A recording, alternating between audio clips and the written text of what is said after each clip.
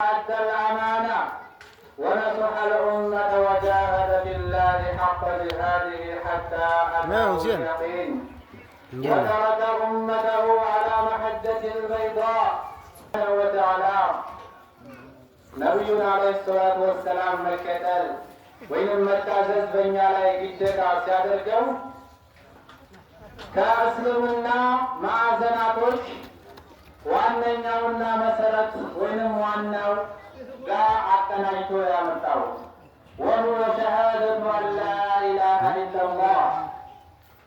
እንደሚታወቀው የሰው ልጅ ወደ እስልምና የሚገባበት ቃል አለ። እሱም ላኢላሃ ኢለላህ ነው።